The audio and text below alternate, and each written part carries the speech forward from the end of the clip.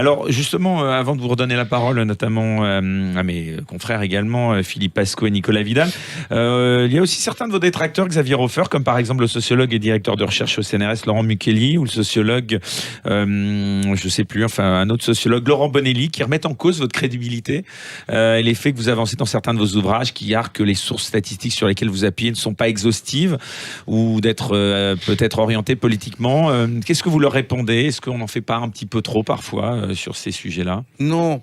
Vous savez, à l'heure actuelle, je crois, Régis Debray qui a dit ça. Quand on n'a rien à reprocher au texte, on s'en prend à son auteur. C'est un classique.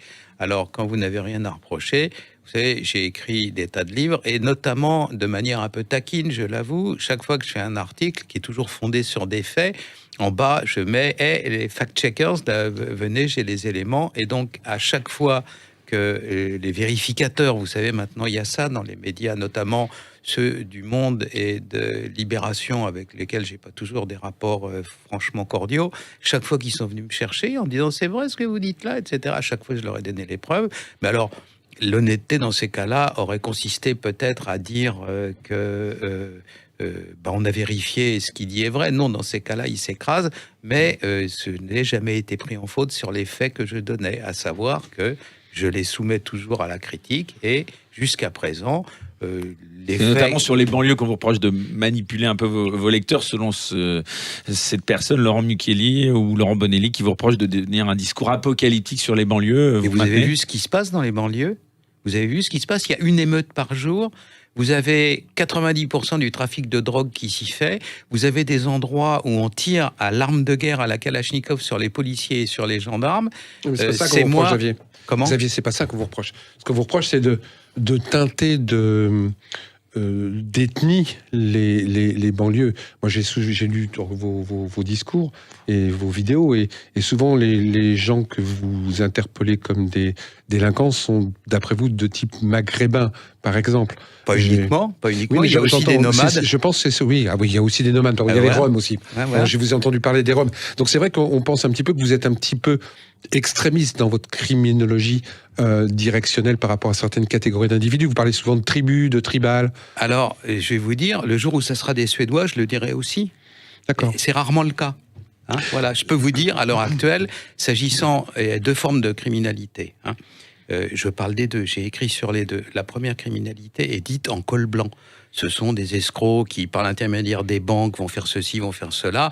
Et la deuxième forme de criminalité, c'est la criminalité des rues, celle dans les rues. La criminalité des rues est à plus de 80% d'origine étrangère, soit directement, soit par l'intermédiaire de l'immigration, à plus de 80%. Vous savez, des fois, par exemple, prenons une forme d'infraction qui pourrit la vie des gens au quotidien. C'est le vol de câbles pour récupérer le cuivre et après ça, le vendre. Il y a des villages entiers qui sont privés de médecins parce qu'on ne peut plus les appeler, qui sont privés d'électricité, qui sont privés de téléphone, qui sont privés d'Internet, dont les gens qui sont suivis à distance par les médecins, vous savez, par ces câbles-là, qui sont encore à l'heure actuelle en cuivre, sont mis dans un état de danger physique. Eh bien, quand vous prenez qui commet les vols en question, je n'y peux rien, eh bien, sur 100 cas qui sont vérifiés un par un, en téléphonant aux policiers, en téléphonant aux gendarmes, vous avez d'une part des nomades, ça c'est 9 sur 10, et une 10e fois, c'est des gens, effectivement, qui sont issus de l'immigration. Je n'y peux rien. Le jour où ça sera des berrichons, je le dirai aussi, vous savez. Je n'y prends aucun plaisir, je dis la vérité. Ça veut bien dire que la criminalité en France, ce n'est due qu'aux étrangers. Dans la criminalité des rues, comme je vous l'ai dit, à plus de 8 fois sur 10, c'est le cas. Et voilà, c'est comme ça. Mais vous avez des statistiques là-dessus? Parce qu'a priori, on ne peut pas en faire, des statistiques ethniques. Mais bien sûr que si, on peut. Bien entendu, bien sûr que si, on peut. Il y a la capacité, à l'heure actuelle... Par la loi. Comment? C'est interdit par la loi. Mais non. Il y a des conditions très précises dans lesquelles on peut le faire, et notamment pour les études académiques. S'il y a des gens qui sont capables de vous dire qu'il n'y a pas de noir à la radio, à la télévision, comment ils le font? Eh ben voilà, ils font comme nous, ils travaillent et puis ils font des recherches.